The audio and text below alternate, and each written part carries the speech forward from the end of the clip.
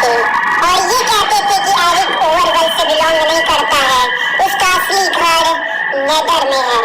और फिर एक समय ऐसा आया जब सारे गांव वालों ने मिलकर एरिक को जबरदस्ती नेदर में धकेल दिया और वो पोर्टल भी तोड़ दिया ताकि वो कभी वापस ना आ सके।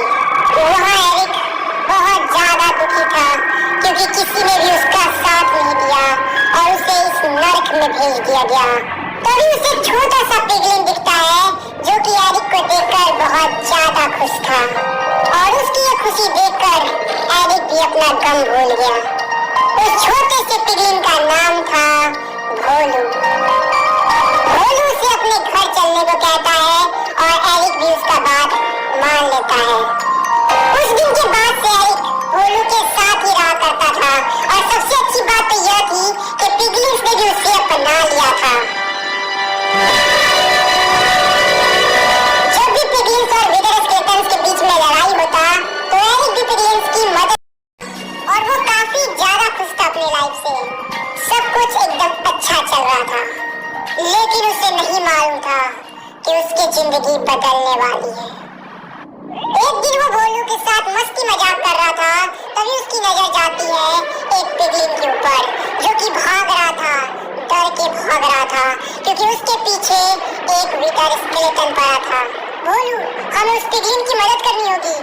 मैं उस हड्डी के कबाड़ को रोकने की कोशिश करता हूँ, तुम जल्दी से जाओ और बाकी पिगलिन्स को बुला कर लाओ।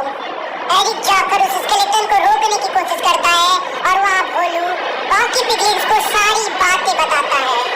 एरिक उस स्केलेटन को रोकने की कोशिश कर ही रहा था तभी वो स्केलेटन उसे पहचान लेता है और वो उसके सामने झुक जाता है। तभी वहाँ पर पिगलिन्स आ जाते हैं और ये देखकर वो कुछ और ही समझ बैठते हैं। उन्हें लगता है कि एरिक एक जासूस है जो कि उनके साथ रह रहा है ताकि वो इधर की इंफॉर्मेशन उधर पहुंचा सके।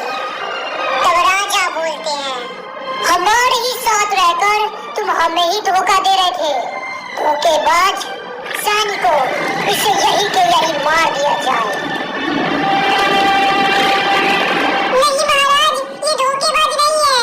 मैं इसके साथ हमेशा रहता हूँ और ये मेरा दोस्त है, धोखेबाज नहीं महाराज। हट जाओ छोटे बच्चे, नहीं तो तुम्हें भी मार दिया जाएगा। नहीं महाराज, ये बेकसूर है। जब वार्निंग देने के बाद भी भोलू नहीं हटता है तो तीर चला दिया जाता है। वो तीर एरिक को लगने ही वाला था लेकिन भोलू को लग जाता है। भोलू, ये क्या हो गया? भोलू, नहीं तुम मुझे छोड़ के नहीं जा सकते। भोलू, तुम मुझे छोड़ के नहीं जा सकते हो। भोलू, नहीं।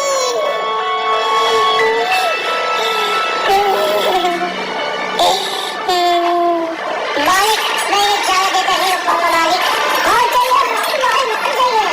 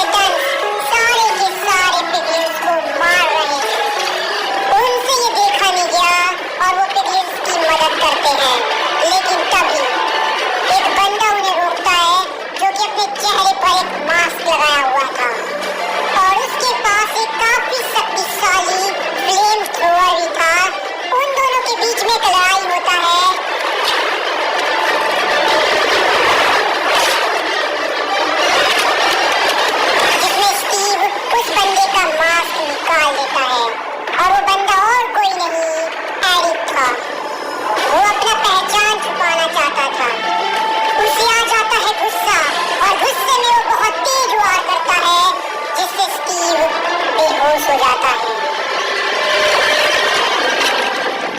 एरिक उसे बंदी बना लेता है, हजारों पिगलिंग्स की तरह,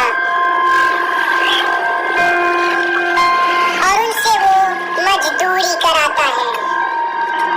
एक दिन कैदियों को एक जगह से दूसरी जगह ले जाया जा रहा था, तभी स्टीव की नजर एक दरवाजे पर पड़ती है जिससे रोशनी बाहर आ रहा था, और उसे लगता है कि यह बाहर का रास्ता है, तो वो सारे लोगों को धक्का देता है और वहां से भागता है ताकि वो यहाँ से बाहर निकल सके। लेकिन वो दरवाजा बाहर जाने का रास्ता नहीं था। सैनिक उसे वापस पकड़ लेते हैं। एरिक, ये तुम्हें क्या हो गया है दोस्त? मैं एरिक नहीं हूँ। एरिक तो उसी दिन मर गया था जब उन विलेजर्स ने मुझे धक्के मार के बाहर निकाला था। मैं विदर किंग हूँ। और उसके बाद स्टीव को मौत की सजा सुनाई जाती है। स्टीव आगे बढ़ रहा था अपनी मौत की तरफ, उसे लावा में फेंका जाने वाला था। एरिक उसे धक्का नहीं देना चाहता था क्योंकि स्टीव उसका दोस्त था, लेकिन उसके आधे दिमाग पर विदर एनर्जी ने कब्जा कर लिया था। इस कारण से वो उसे धक्का देने ही वाला होता है तभी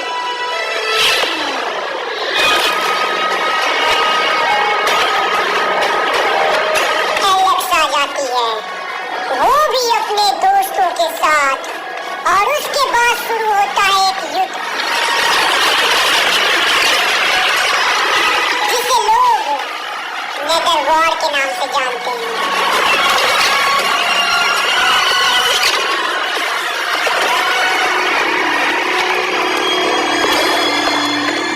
एरिक, ये मैं हूँ स्टीव।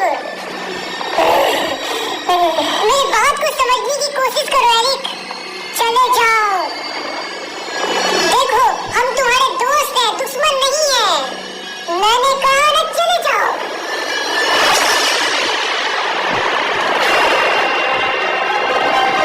स्टीव और एलेक्स उसे समझाने की बहुत कोशिश करते हैं, लेकिन वो समझने को तैयार ही नहीं था। वो कुछ सुनना नहीं चाहता था।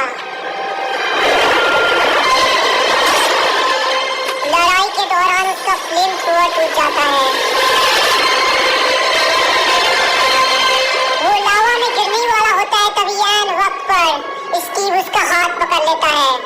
मेरा हाथ मत छोड़ना एरिक, मेरा हाथ मत छोड़ना, मैं तुम्हें बचा लूंगा।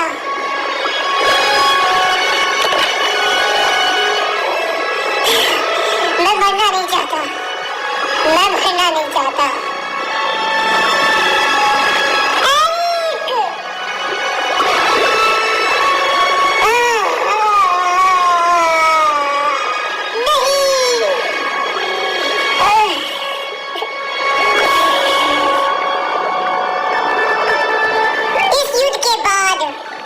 आजाद हो गए, सब कोई बहुत खुश था, लेकिन स्टीव को एरिक की याद आ